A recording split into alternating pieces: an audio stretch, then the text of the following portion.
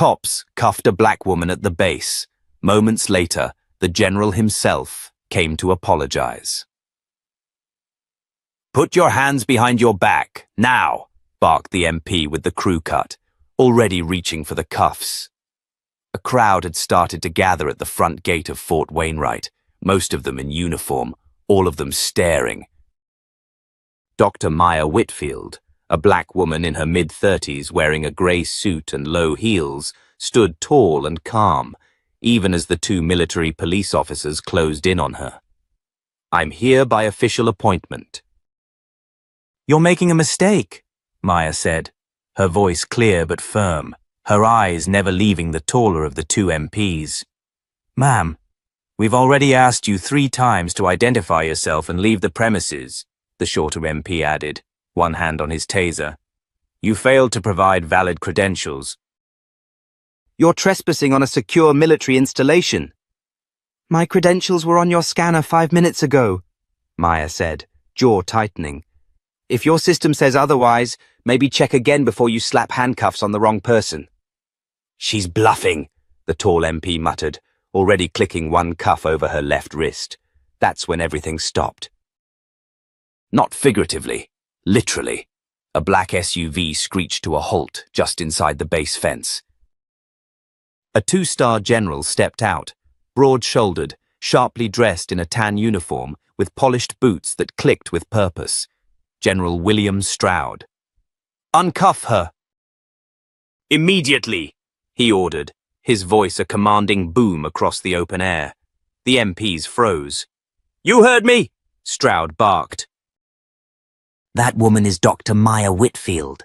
She's the civilian lead for the Cyber Defense Initiative at the Pentagon, and she's here on my request." The taller MP's hand trembled as he quickly unlocked the cuff from Maya's wrist. The other looked like he wanted to disappear into his boots. Maya straightened her suit jacket. "Took you long enough," she said coolly to the general. Stroud gave a weary sigh. "Let's talk inside.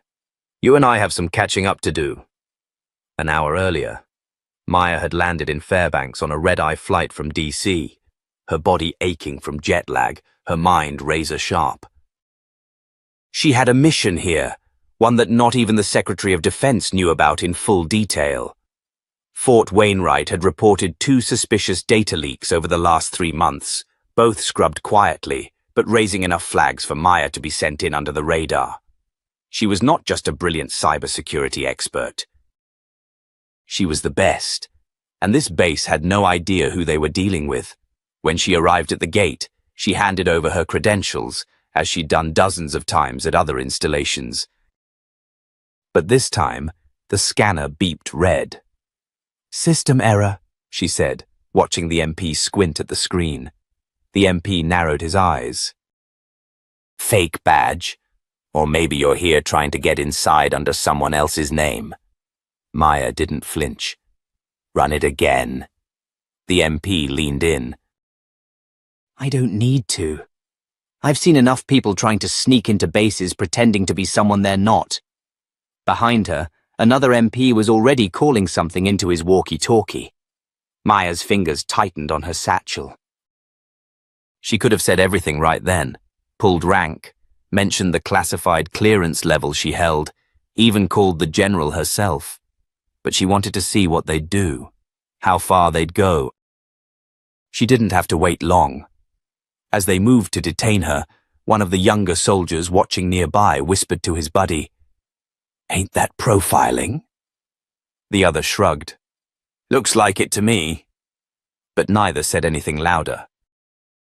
Back in the general's office, Maya sat across from Stroud, sipping lukewarm coffee she barely touched. "You should have warned them I was coming," she said. "I did," he replied, rubbing his temple. "But I also requested your arrival stay low-key. I didn't expect their system to glitch, or their attitude to do the rest." "They didn't just glitch," Maya shot back. "They saw a black woman in a suit with too much confidence, and they assumed I was a threat." "Not an expert." Stroud leaned back in his chair. "You've changed, Maya." "No," she said. "I've just run out of patience.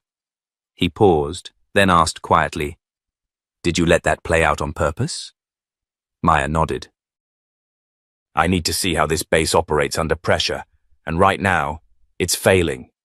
Stroud sighed. "We need your help." "And not just with the leak. There's something else."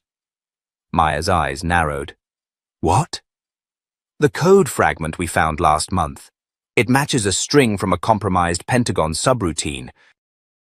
Someone's running a shadow operation from within this base, and you just got their attention." She stood, suddenly alert. "You brought me here knowing I'd be watched." "I brought you here because you're the only one who can dig through this and survive the fallout," he said. "But after today, you may want to tread even more carefully. That arrest? That wasn't just ignorance. Someone might have orchestrated it." Maya's gaze turned cold. "Then I guess I'm exactly where I need to be."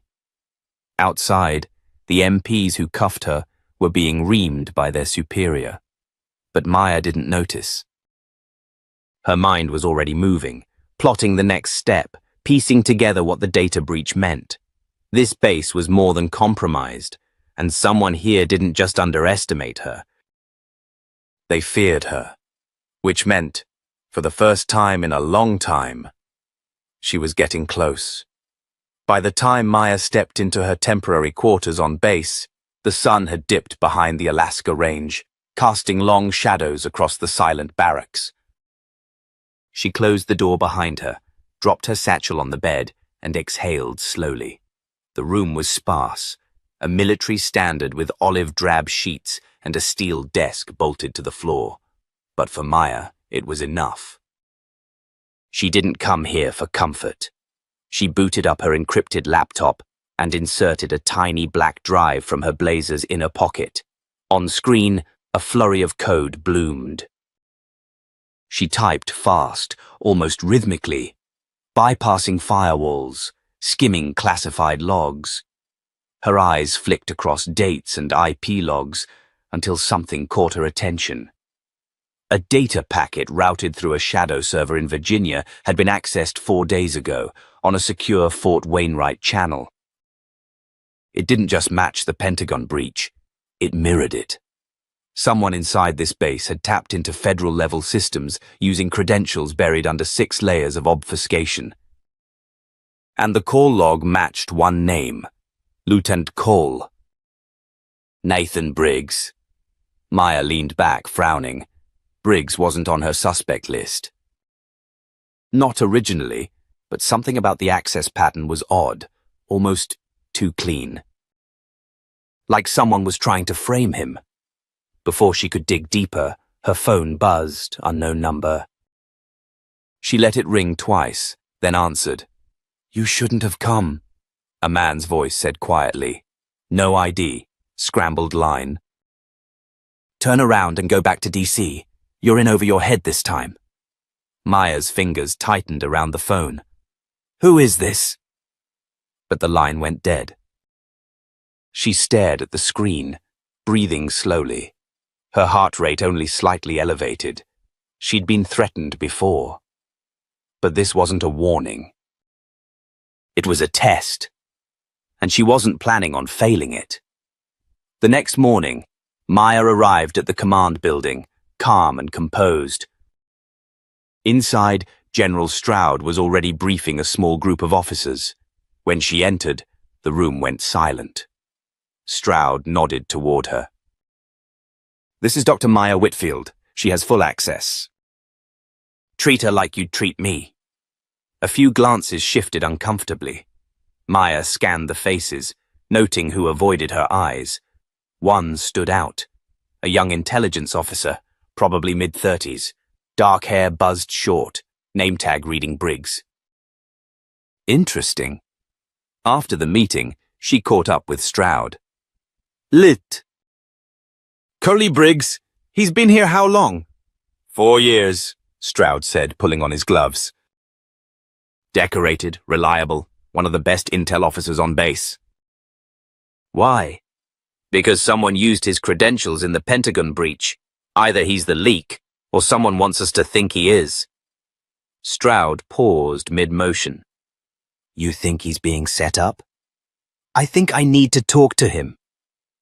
They met in the operations room later that afternoon. Briggs was stiff, respectful. Ma'am, I heard what happened at the gate. I want to personally apologize for how you were treated. I'm not here for apologies, Maya said. I'm here for answers. He hesitated. About the breach? Yes. And the fact your clearance was used to access classified files off-site last week. Files only a handful of people knew even existed. Briggs' eyes widened slightly, but not in guilt, more in disbelief. I never made that access. I haven't left this base in 2 weeks. And I haven't used that channel in over a month. Maya studied him closely.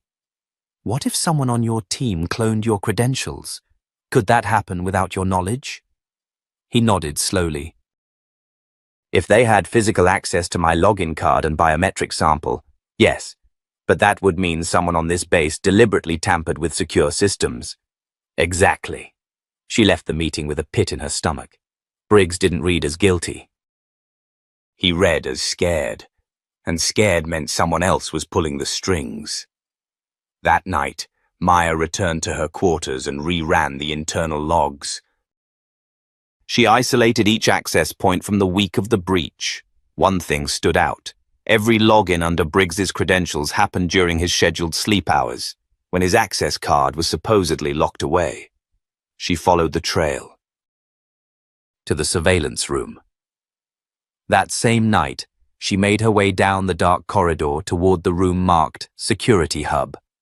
A bored-looking tech sergeant opened the door. I need to see camera footage from the barracks.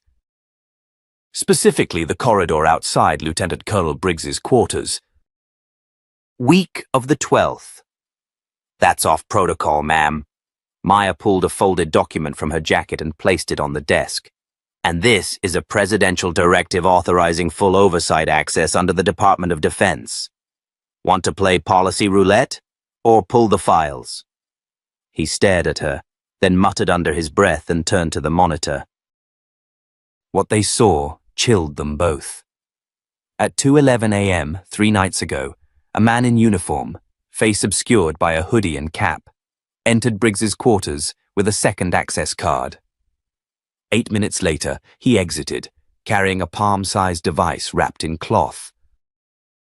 The sergeant paled. That's an S-TAC signal cloner, he said. Military grade.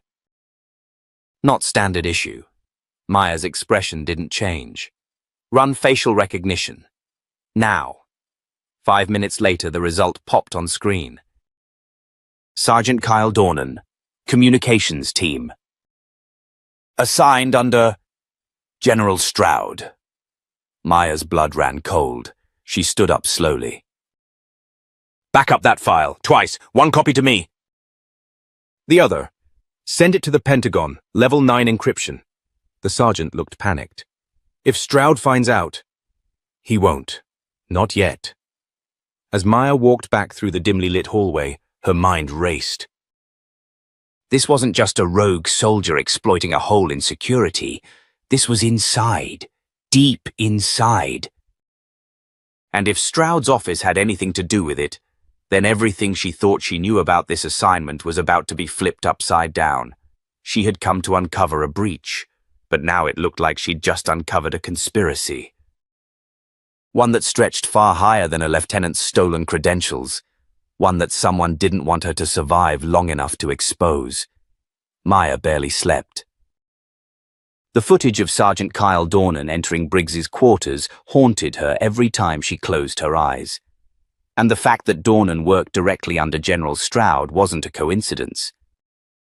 It was a signal, one she couldn't ignore.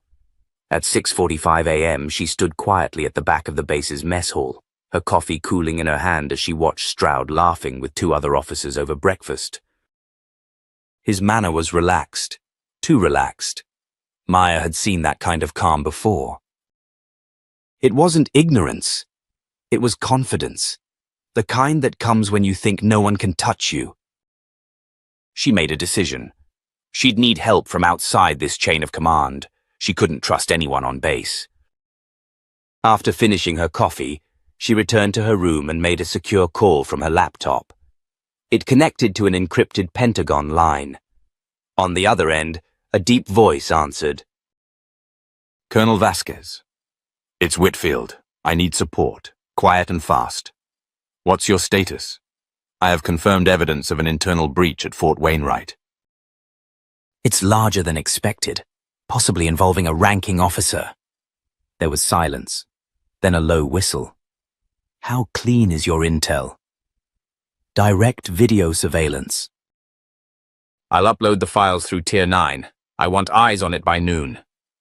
Vasquez didn't hesitate. Done. Sending you a contact. Do not trust base communications. I'll dispatch a shadow team if needed. When the line cut, Maya leaned back, breathing slowly. She was in deeper than she planned, but she wasn't backing out.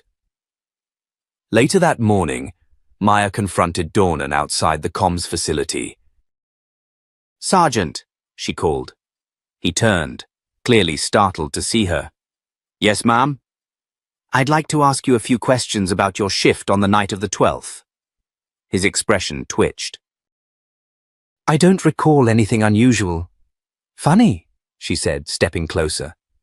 "Because base logs show your clearance was used to access a restricted surveillance node at 2:11 a.m. You also visited Luti." "Colonel Briggs's quarters without authorization." Dornan blinked, lips parting slightly. "That's not possible. I wasn't even near that sector." "Then it's someone wearing your uniform, your gait, and using your face." She didn't smile. "Care to explain?" "I want a lawyer," he said instantly, backing away. "You'll get one, but not before I notify General Stroud." She turned and walked straight into Stroud's office. He was standing at his desk, reading something on his tablet. "You and I need to talk," she said, her voice low and direct. He looked up. "Everything all right, Doctor?" "No, it's not." "One of your men broke into Lieutenant Colonel Briggs's quarters using a cloned access card. He extracted biometric data and used it to breach Pentagon-level security. I have the footage. I just spoke to Dornan." Stroud narrowed his eyes. "This is a serious accusation, and it's backed by irrefutable evidence. I expect you to suspend him immediately pending investigation." Stroud put the tablet down. "Of course." "I'll have him brought in, and I want to see that footage myself." Maya nodded, watching him carefully. "I'll forward it once Pentagon confirms its receipt." "I'm following protocol." As she turned to leave, Stroud called out, "Be careful who you trust, Dr. Whitfield. There are eyes everywhere on this base." It wasn't a threat. It was a warning. Back at her quarters, Maya found her room had been disturbed, barely noticeable to the untrained eye, but her laptop was unplugged, her drawer left slightly ajar. Someone had been inside. She swept the room for bugs and found two, one embedded beneath the desk, another behind the outlet near her bed. She crushed both and flushed the pieces. Her phone buzzed. Unknown number again. "You have no idea what you've stepped into," the voice whispered. "People like you don't walk away from this." This time Maya didn't hang up. "You've been watching me? Fine. Then watch this," she said. "I'm not going anywhere." She cut the call and hit record on her laptop. Then she looked straight into the camera and began logging every step of her investigation. Names, locations, timestamps. She emailed the video log to 3 separate secure recipients. If anything happened to her, it would go public. The next morning, Dornan was nowhere to be found. Vanished. His room had been wiped clean, all electronics gone. Clothes gone, and his name was suddenly missing from the base roster. When Maya confronted Stroud, he didn't blink.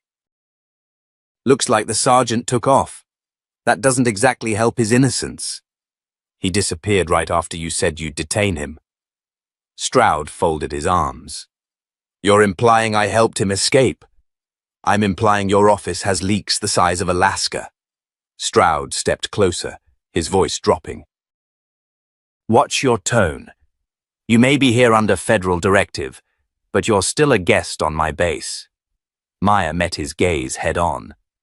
Then maybe it's time someone told the Pentagon how their hospitality is being abused. As she left, Stroud's aide, a young black woman named Lute. Harper slipped a folded note into Maya's palm without saying a word. Back in her room, Maya opened it. He's not working alone. Watch your 6. Meet me at Building 14 after lights out. Come alone. The twists were coming faster now, but Maya wasn't afraid. She was finally getting close to the truth. And someone inside the base wanted her to succeed, quietly. She just hoped she'd survive long enough to find out why. Maya stood in the shadows outside Building 14, her breath fogging in the crisp Alaskan night air. Every creak, every gust of wind brushing the side of the structure set her nerves on edge. She checked her watch. 23:47. Whoever Lieutenant Harper was, she was running out of time to prove she wasn't part of the trap. Footsteps crunched behind her. Maya whirled around, hand instinctively slipping inside her jacket toward the pepper spray she'd tucked earlier. But it was Harper. Alone. Her uniform jacket unzipped, face tight with urgency. "Come on," Harper whispered. "We don't have long." Inside the building, they navigated a narrow staircase that led to a storage mezzanine above a now unused radar room. Harper shut the door behind them, bolting it. Maya caught her breath, still scanning every angle. Harper sat on a crate and began talking fast. "You're not crazy, and you're not the first." "We've had 2 whistleblowers go missing in the last 8 months. No trace. Both were working on data anomalies linked to a logistics route through this base." Maya's heart thumped hard. "Dr. Raymond Eckhart and Lieutenant Maria Choi." Harper's eyes widened. "You know about them?" "I read their last logs. Redacted, but not enough." Harper nodded. "They got close to something." "A ghost unit. Doesn't show up in base rosters, but supplies go missing like clockwork. They move shipments during power outages or drills. I intercepted one of their manifests once.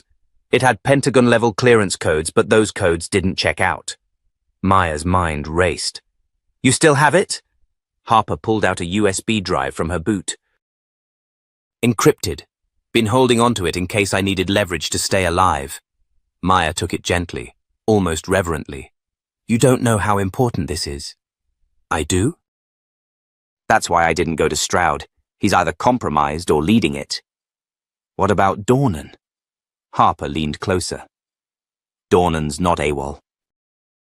I saw him yesterday. He was wearing civilian gear, boarding a military transport under a different name.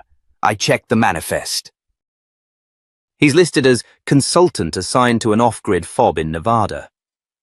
"Off-grid," Maya repeated, eyes narrowing. "That's where they hide assets, or dump threats." They were both quiet a moment. Then Maya asked, "Why trust me?" "Because the day you were cuffed in front of the operations wing and didn't scream, didn't panic, didn't show fear, that's when I knew you weren't just here to write reports." Maya's voice softened. "I didn't expect help." Harper gave a tight smile. "Neither did I." Suddenly they heard movement below. A door opened. Voices, radios crackled. Harper grabbed Maya's wrist and whispered, "Storage hatch! Behind the crates! Hurry!" They slipped through just as flashlights swept the upper room. 2 MPs stormed in, one barking orders. "No sign of them, sir! Upper level clear!" Maya and Harper crouched silently below, breathing shallow, waiting until the sound of boots retreated and the building fell silent again. After 10 minutes, they climbed out. Harper wiped her brow with the back of her hand. "They're not just watching you now. You being here's rattled them. It means someone up high gave you access. That scares them. Maya nodded. Good. Let's make it worse. Back in her room, Maya plugged in the USB and began decrypting. Layer by layer, it peeled back into a shipping manifest that made her blood run cold. The logistics route included restricted biotech samples, encrypted under vague titles like Level 3 Neuroinhibitor and Conditioning Serum, Human Grade. Destinations, undisclosed medical sites. Authorization, stamped with Stroud's personal clearance. She stared at the screen. There it was. Not just data theft, not just corruption. Human testing. Her phone buzzed again, no number. This time she answered on speaker, recording everything. You were warned, the voice hissed. Turn in that drive and leave this base by dawn. If you don't, you won't leave at all. Maya spoke clearly. You're not scaring me. You're exposing yourself. The voice chuckled, low and cruel. It's not about scaring you. It's about what happens next. People around you disappear. Accidents. You'll start to question what's real. Click. Maya didn't move. Didn't breathe. Then she picked up the phone and dialed. Vasquez here, came the voice on the other end. I've got confirmation. They're using Fort Wainwright as a shell base. Unauthorized operations, illegal materials. I'm requesting immediate extraction for Lieutenant Harper and a Level 1 security breach audit.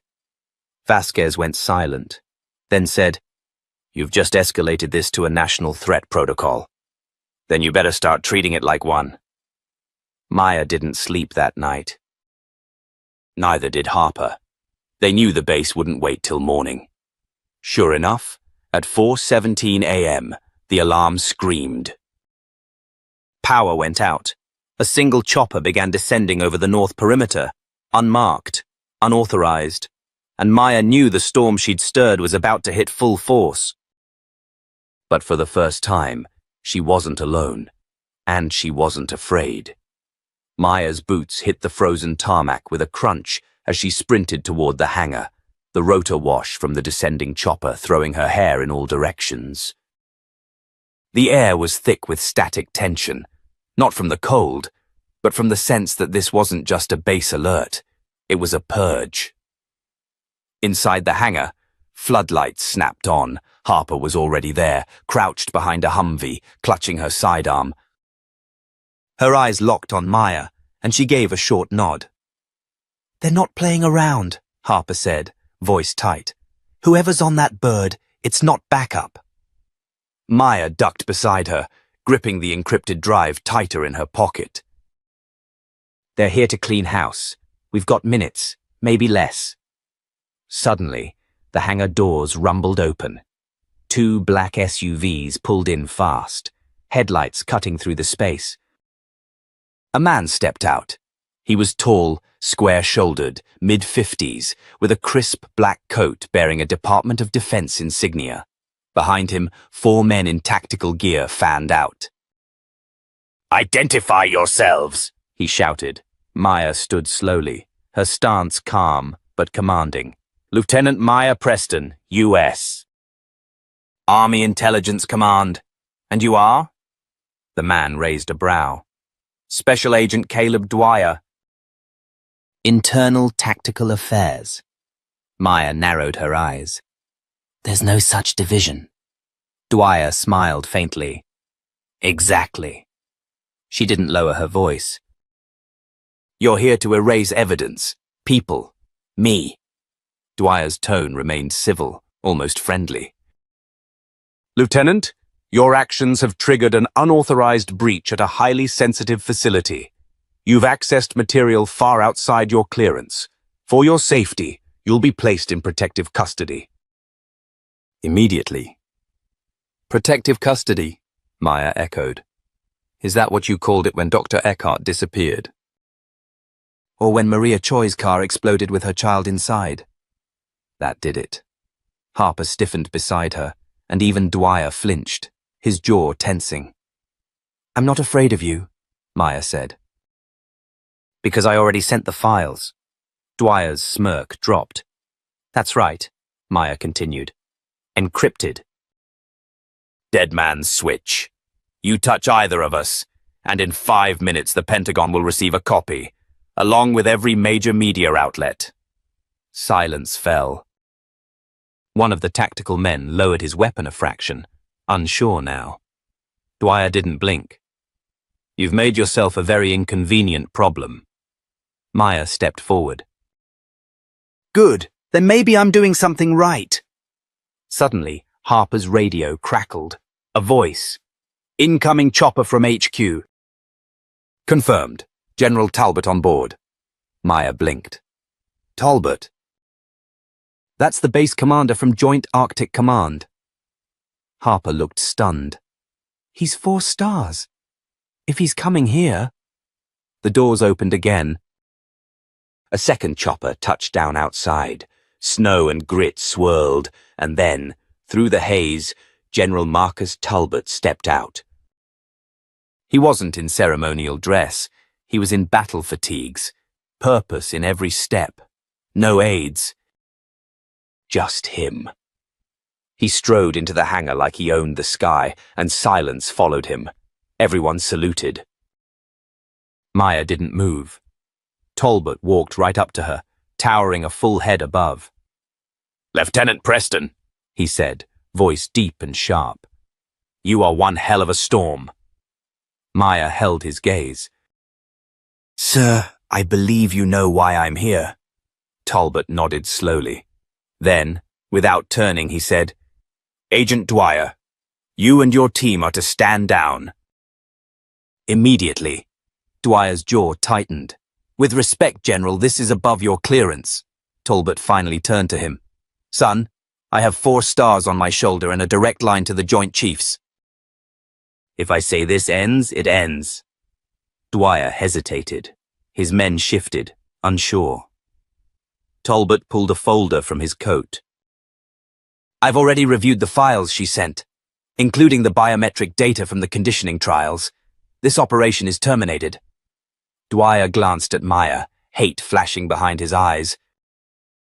But he gave a subtle nod, signaling his team to fall back. Maya exhaled, only now realizing how tightly she'd been wound. Talbot stepped closer to her again, his voice low but grave. You just exposed something that's been festering for years. You have no idea how deep it goes. I want to, Maya replied, and I want to stop it. He studied her a moment longer. Then, quietly, you just made a lot of powerful enemies, but you also made the right kind of allies. Before she could reply, Talbot turned to Harper. You're with her? Harper straightened. Yes, sir. Good, both of you. On the next flight to DC. I want a full debrief on my desk before sunrise. Then he looked at Maya one last time. Stay sharp, Lieutenant. This wasn't a win. It was an opening. Maya nodded, already feeling the adrenaline fading, replaced by something colder, steadier. Resolve. Later that night, as the base returned to an eerie stillness, Maya stood at her window, watching the snow drift down like ash. They had tried to bury the truth, but it was breaking through now, like cracks in ice under pressure. And this time, she wasn't backing down. The flight to DC was silent. Maya sat near the window, her eyes fixed on the clouds below, arms folded tightly across her chest. Harper sat beside her, reviewing the documents they'd managed to extract. But neither woman said much. There was too much at stake. Too much unknown. And for the first time, Maya realized that even though the general had backed them up, they were still flying into the lion's den. As the jet touched down at Joint Base Andrews, 2 black SUVs awaited them at the tarmac. This time, no guns were drawn. No cuffs. Just a man in a navy suit and wire-rimmed glasses waiting patiently beside the vehicles. He introduced himself as Deputy Director Nolan Briggs, CIA liaison to the Joint Intelligence Task Force. "I've read the report," he said as the SUV pulled away. "General Talbot called me personally. Told me you uncovered something that doesn't belong in any file, much less in our military." Maya didn't blink. "He's right. What we found goes beyond rogue ops. It's systemic, and whoever's behind it is still in the shadows." Briggs nodded but didn't respond right away. Finally, he said, "We're going to the Pentagon, not just to debrief. There's a closed-door committee waiting to hear from you directly." Harper raised an eyebrow. "That's not protocol." Briggs gave a small, bitter laugh. "Nothing about this is protocol anymore." They were escorted into a nondescript conference room beneath the Pentagon. Inside, the air was cold and still. 5 individuals sat behind a long steel table, 3 military, 2 civilian. One of them, a woman with silver hair and a Harvard pin on her lapel, leaned forward as Maya entered. "You're Lieutenant Maya Preston?" she asked, though her tone suggested she already knew. "Yes, ma'am." "Then let's begin." For the next hour, Maya laid out everything. The experimental neuromodulation trials on enlisted personnel, the falsified death records, the off-book funding lines traced to shell corporations, and most damning of all, the biometric tracking data showing active manipulation of human behavior for warfare adaptation. They didn't interrupt, didn't even look shocked. When Maya finally paused, the silver-haired woman exchanged a glance with a man seated beside her. "We've known about portions of this," the man finally admitted, "but no one's brought forward this level of proof." "So why hasn't anyone stopped it?" Harper asked, her voice sharp. "How deep does it go?" There was a beat of silence before the woman answered. "Deep enough that you're in danger now, even here." Before they could respond, the door burst open. 2 military police officers entered, breathless. "Ma'am, we've got a breach. Communications down. Base lockdown initiated." "Someone's trying to access the secure servers." Briggs cursed under his breath. Maya was already moving. In the chaos, Maya turned to the panel. "You need to protect the data. If they're hitting the Pentagon, they're desperate." But the silver-haired woman shook her head. "The safest place right now is with you." She reached under the table, pulling out a black carbon fiber case and slid it toward Maya. "What is this?" Maya asked. "A second archive," the woman said. "Backed up 3 days ago. Air-gapped. Use it if this all goes to hell." Maya hesitated. "Why would you trust me?" The woman's eyes softened slightly. "Because unlike the others who came before you, you didn't sell it. You risked everything." Suddenly, an explosion rocked the wall behind them. Lights flickered. The MPs drew their weapons. Through the cracks in the drywall, shouting could be heard, men yelling, boots pounding. Harper grabbed Maya's arm. "We're not safe here." Briggs shoved open a side door. "There's a secure evac route through sub-level C." They sprinted down the hallway as klaxons wailed and fire suppression systems hissed from overhead vents. Through the red haze of emergency lights, Maya clutched the archive case tightly against her chest. It was all unraveling. And then, twist. As they turned the corner to sub-level C, they came face to face with a figure Maya hadn't seen in years. Colonel Richard Huxley, her former commanding officer. She froze. He smiled. "You always did have a hero complex." "Huxley?" Maya said, stunned. "You're supposed to be retired." "Retired?" He laughed. "That's what they let you believe. You think any of this happens without people like me guiding it?" He gestured to the chaos around them. "You found a few files." "A few names. But the real engine, that's embedded into every system we run." "You think it ends with OneDrive?"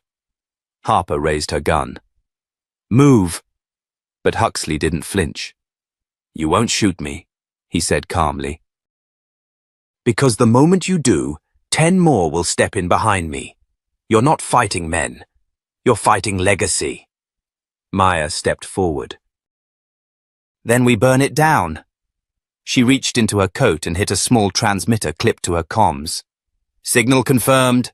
A voice crackled in her earpiece. Archive upload initiated. Remote site secured. Huxley's smile faded. Maya didn't stop. I made copies. Distributed. Trusted people outside your web. You can destroy me, but you can't destroy what's already out there. Huxley lunged, but Briggs tackled him to the ground, slamming the older man against the concrete with a grunt. Sirens blared louder.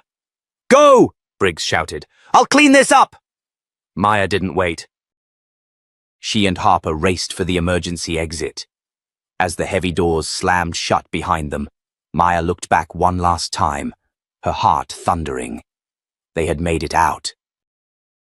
But this war was far from over. She held the archive tighter. This wasn't just about evidence anymore.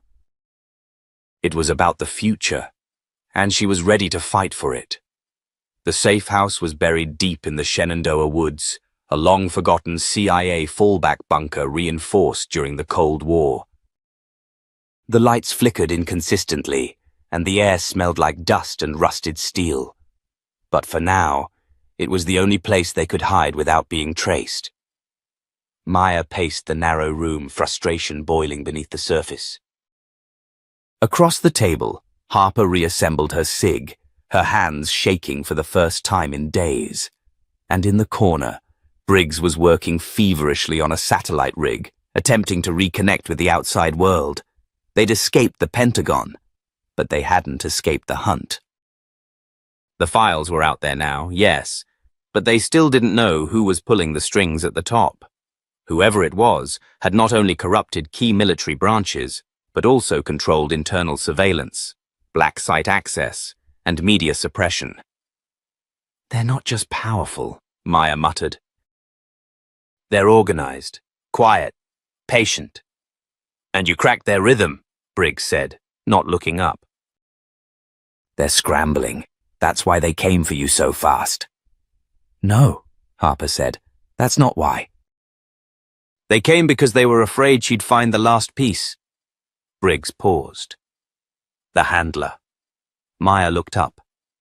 The one who greenlit the conditioning program. The one no one has a face for. Harper pulled out a photo from her pocket. Grainy, infrared. A blurred figure entering an underground vault at Fort Hamilton. No name, no clearance trail, but the timestamp was from just 3 days ago.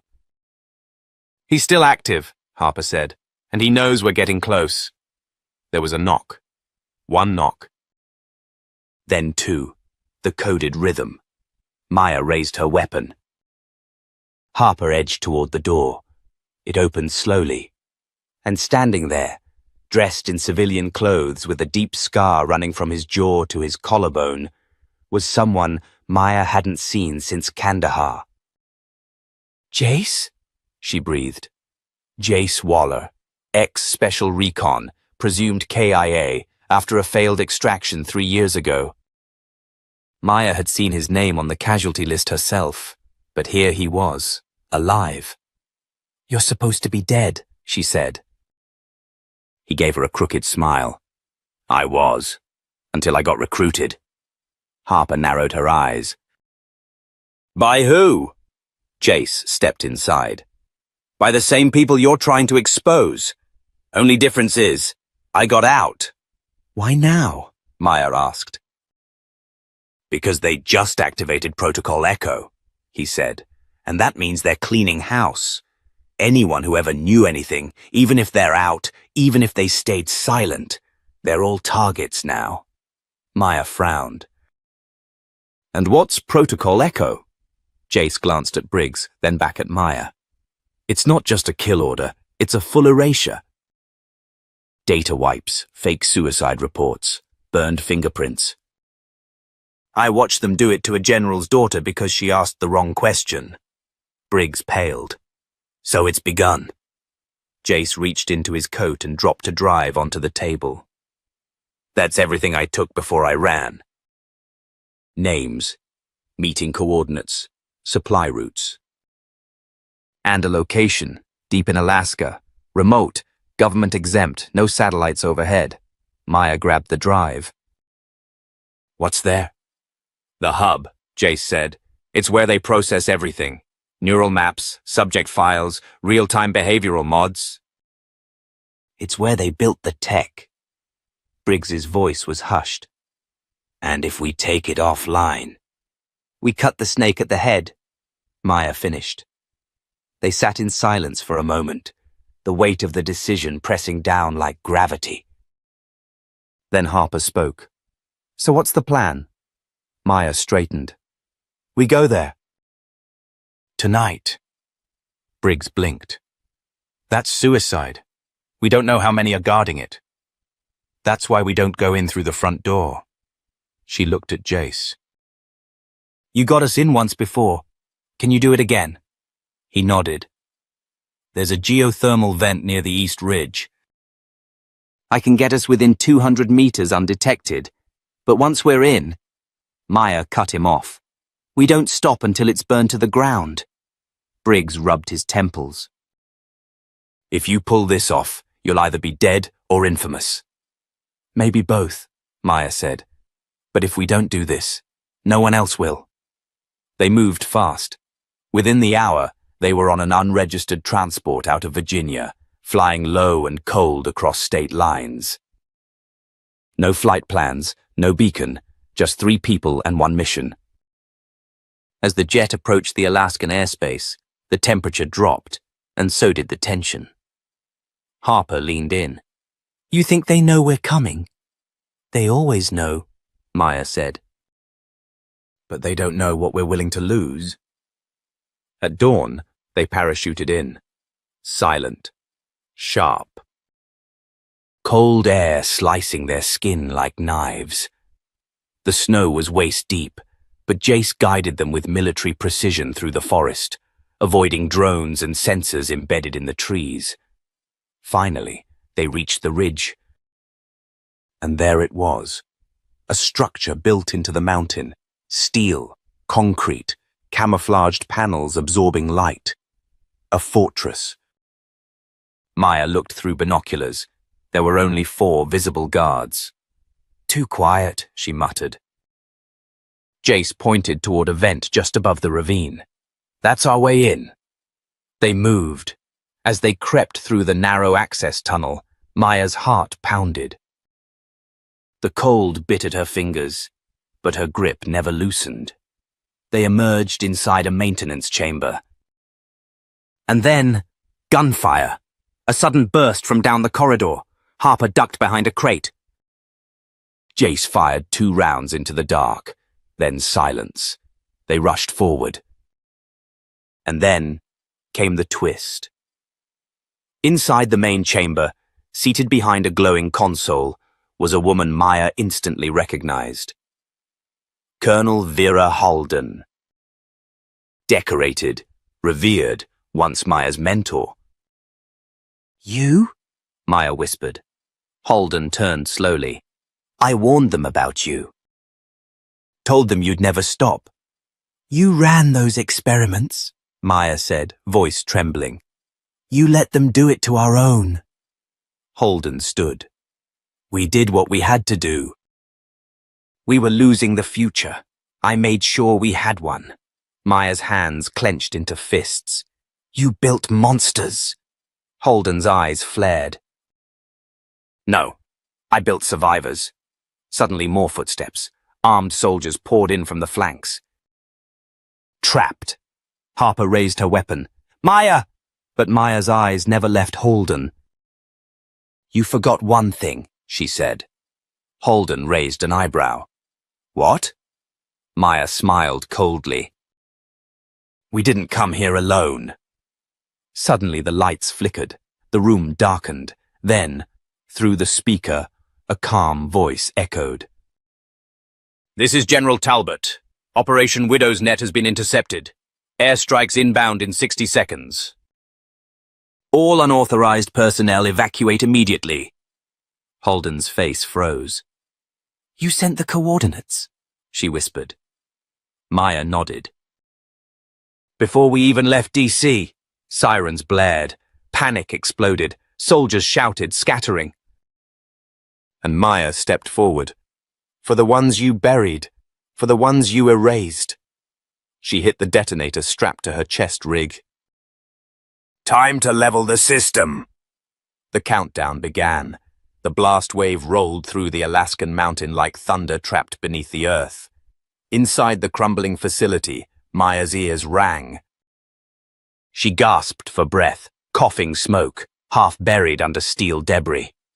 The world above shook again as the structure began to implode, and the ceiling cracked open with violent tremors. Maya! Harper's voice echoed faintly, strained through the roar. Maya blinked hard and pushed off a slab of concrete.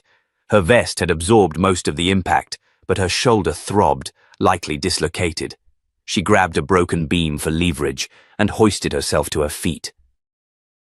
In the far corner of the collapsing control room, Holden was slumped over, pinned beneath a column, blood trailing from her mouth. You don't understand, she rasped. Maya limped closer, her face grim. No, I understand too well, she said. You built a world where obedience mattered more than humanity. Holden coughed, a bitter laugh escaping her lips. They'll come for you. You're not finished. Maya leaned in. No, but you are. Outside, Harper and Briggs had made it to the snowline where Jace was signaling the evac drone. The wind howled. Smoke rose from the ground behind them, and snowflakes turned grey as ash settled across the trees. Maya stumbled out of the tunnel just as the last drone descended, low and silent. She fell to her knees. Jace caught her before she hit the ice. You good? He asked. She nodded. We did it. The servers, the data cores. All gone. Briggs secured the drive to his chest. This is going to change everything. Maya looked toward the burning ridge. Only if we tell it right. As the drone lifted off, they flew in silence. Below, the site that had fueled a hidden war on American soil smoldered under layers of frost and justice. But Maya knew this wasn't the end. This was a beginning. 2 weeks later, the footage aired. Clips from hidden labs, the names of real soldiers erased from records, voice recordings of Holden, and live testimony from Jason Harper. Congressional hearings launched within hours. Families began coming forward, mothers who lost sons to training accidents, veterans institutionalized without cause. The story gripped the nation. Maya didn't hide. She walked into the Capitol in full uniform, shoulder heeled, eyes sharp, no apologies. In her testimony, she stood before cameras and lawmakers. For too long, we've believed silence equals safety, that if we keep our heads down, follow orders, we're serving something greater. But I've learned, true service means speaking up. It means confronting the rot, even if it's wearing stars. A pause. Then, thunderous applause. Later, as Maya stepped outside into the early spring sun, a young black girl stood waiting with her father. The girl held a sketch pad with Maya's picture, drawn in crayon, labeled My Hero. The girl looked up. Are you the lady from the news? Maya knelt. Yeah, sweetheart. I am. You were brave, the girl whispered. Maya smiled, a tear threatening to fall. So are you. Promise me you'll always speak the truth, no matter who tries to shut you up. The girl nodded fiercely, and with that, Maya rose and walked into the crowd. She wasn't just a survivor anymore. She was a symbol, not of revenge, but of reclamation. Of standing in the storm and refusing to be moved. Of rewriting the rules that were written to silence people like her. Because justice doesn't start in courtrooms. It starts in moments, when someone says, no more. And if this story moved you, if you believe stories like Maya's matter, then don't just watch. Stand with us. Subscribe. Share. Be the echo that carries her voice further than they ever meant it to go. This story was inspired by real struggles, real cover-ups, and real warriors in uniform who fight not just enemies abroad, but systems at home. The truth has power. Help us tell it, and never let them forget.